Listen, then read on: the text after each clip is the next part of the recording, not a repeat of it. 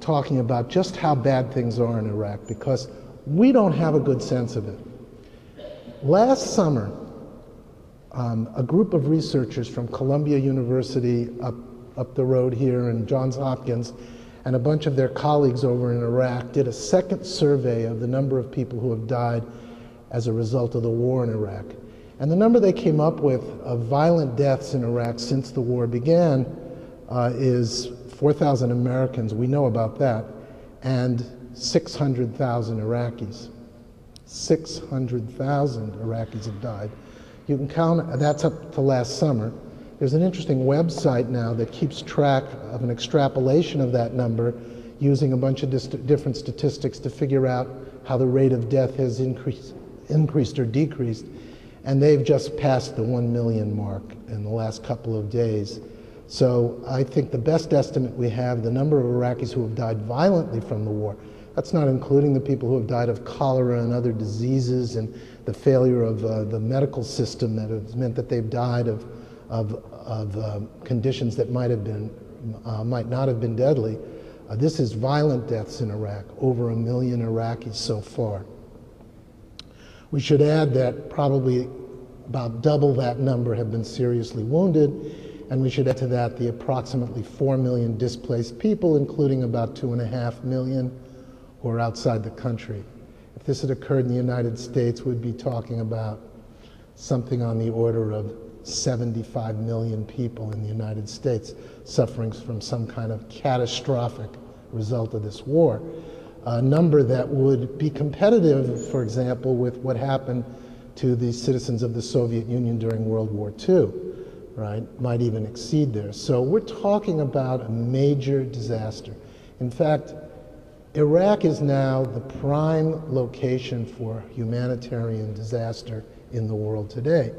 We talk a lot about the genocide going on in Darfur, and that is certainly horrible. Well, the numbers in Iraq are just about double the numbers in Darfur.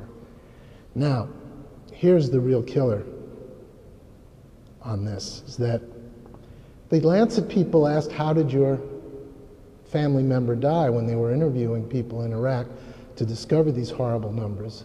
And to make a long story short, and the story of the calculation is fairly long, most people, more than half of the people who have died violently in Iraq, died at the other end of American bullets, right? American armaments. We are killing people at a rate something on the order of 10,000 people a month. And that's on average across the whole war. The number has gone way up in the last year and a half, and way, way up in the last half a year since the surge began. So we're talking about an incredible amount of death and destruction, an incredible amount of death and destruction in Iraq. Now, one of the things that's absolutely astonishing about this, right, is that we have no sense of that. In fact, I think that the way the American newspapers, including the ones that are critical of the war, cover the war makes it seem like a kind of virginal war that the Americans are fighting, that the United States is over there and the boys are getting killed and sometimes the women are getting killed also, and they're not really killing anyone except a few insurgents. The insurgents are so elusive that they don't find them, right? So, and the U.S. uses such precision armaments that they're not killing any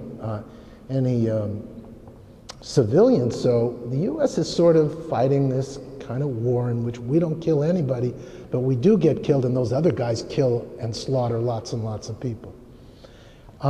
So one of the questions that we really have to ask is, how can it be that the United States is killing 10,000 people a month if we're not hearing about it?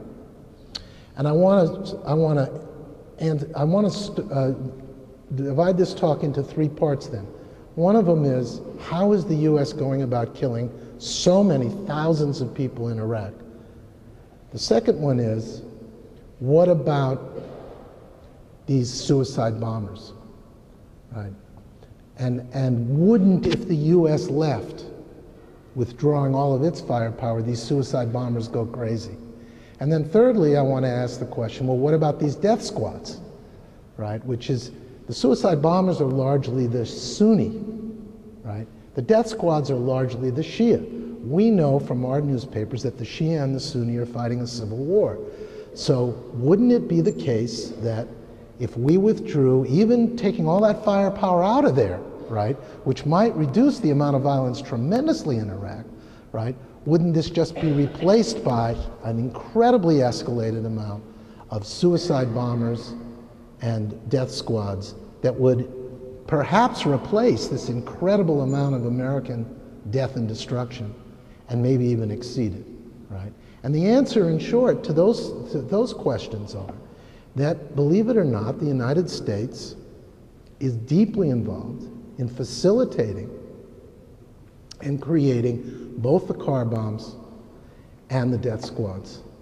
And that if the United States were to withdraw from Iraq, the amount of big, huge, high-profile car bombs placed next to big marketplaces in Shia areas of Iraq would very quickly decline quite dramatically, and that the number of death squads that we would see would decline quite dramatically. The number of bodies being picked up all over Baghdad each morning, tortured and shot in the head, would decline, because the US is deeply involved in both of these, right? And I want to get to that and talk about the way that occurs, right? Now, that doesn't mean that all the violence would disappear in Iraq, but if the United States were to withdraw its facilitation and execution of all this violence, the immediate effect would be a dramatic drop in the level of violence in Iraq. How Iraq might proceed from there is a lot more problematic, of course, but we would see an immediate decline in what the people of Iraq are experiencing. And I want to work my way through those things and give you a sense of how I get to that result, despite the fact that it just seems so non-intuitive to those of us sitting here in the belly of the lion, listening to even the critical press make it out that what's going on in Iraq is that the United States is there sort of keeping its thumb in the dike, preventing this incredible boiling over anger that people have towards each other. Let's start with the American role in violence and see if we can figure out how we kill so many people so quickly all around the country. I want to talk first about the situation in Haditha. Now, some of you may recall the name Haditha. It was in the papers a whole hell of a lot up to about 3 weeks ago, because it was the scene of an American atrocity in which 24 civilians were killed by an American military unit that was out searching for insurgents. And the accusation made by the Washington Post, in fact, and also by the Iraqi government is that the bulk of these people were simply executed. Women, children, and older men were executed. Now, this incident occurred in the context of an American patrol that was out looking for the perpetrators of an IED. That's one of these roadside bombs that explodes all the time in Iraq, right? And is the main way in which the insurgency attacks the American military. They were looking for the perpetrators of such a bomb which had exploded earlier that day and had killed an American soldier. They were ordered by their superior officers to go to the particular location and search the buildings nearby and look for the perpetrators. Now, this is one of at that time, this is a couple of years ago now, at that time there were about 1,000 such patrols every day going on in Iraq. 1,000 of these 20 or 30 American military personnel going out looking for the perpetrators, insurgents, suspected insurgents, or searching through door by door the homes of people in high-level insurgency areas looking for suspicious characters. So this is a very routine kind of thing that these guys were involved in, and this incident is in many ways a routine kind of incident. Now, if they lined up the people on the floor and executed them, that would make it non-routine. But what makes Haditha so interesting is, in fact, what the defense has to say about it. They say it was an ordinary day in the life of the American military, and that's the portrayal of it that I want to talk about. I want to talk about the way the soldiers themselves described the incident and what it tells us about the way the US military operates in Iraq. The testimony at this trial, one of the people who testified was First Lieutenant William T. Callup, who was the highest ranking officer in Haditha that day, and the man who had ordered the patrol. And his order was to clear an Iraqi home in Haditha after the roadside bomb that had killed the Marine earlier in the day. Later, after the firefight had taken place and the soldiers came back and reported to him, he went to inspect the home and was, in his own words, shocked to discover that only civilians had been killed. The New York Times reported it this way.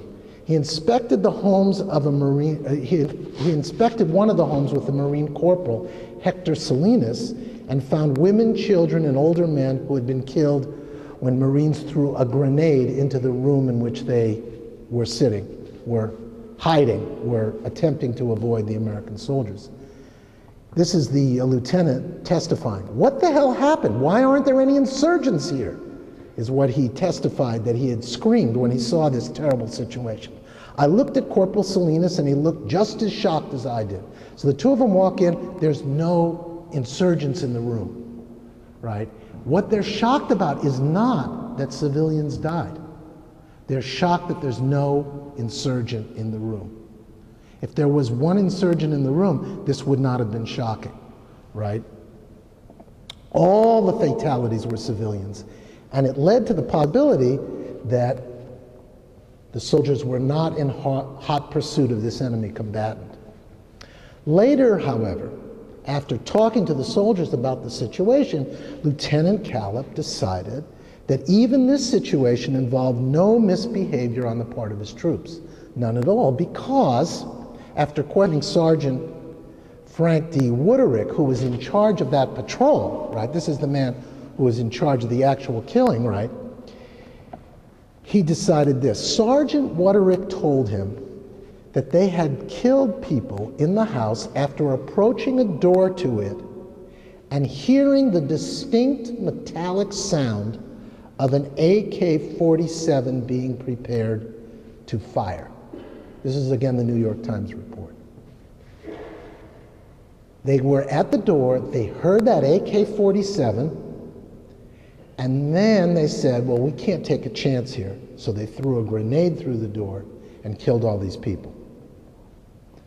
Right? Now, keeping in mind that there's another story that says they walked in and shot these people in the head. But let's suppose these guys are telling the truth, right? What does this tell us, right? This is what Callup says about it. I thought that was within the rules of engagement because the squad leader thought that he was about to kick in the door and walk into a machine gun. That's Callup's point. And so therefore it's okay to kill all these people, right? Because they suspected it, okay? They were following the rules of engagement because if the squad leader thought that he was going to be attacked based on recognizing a noise behind a closed door, he was authorized and justified to use the full lethal force of the patrol, in this case a hand grenade, enough to kill all the people huddled within the apartment. The critical distinction has to do with intentionality. First Lieutenant Max D. Frank, who was sent to investigate the incident much later after the Washington Post wrote it up as an atrocity, right, explained this logic. It was unfortunate that it happened, sir, Lieutenant Frank, Marine prosecutor, but I didn't have any reason to believe that what they had done was on purpose. It wasn't on purpose. It was an intention to get this supposed insurgent behind the door. This means that as long as the soldiers sincerely believed that their attack might capture or kill an armed insurgent who might attack them, the rules of engagement justified their action, and they were therefore not culpable of any crime, and that it was justified to kill all these innocent, admittedly innocent civilians in the room, if there was an insurgent there who might be fighting them.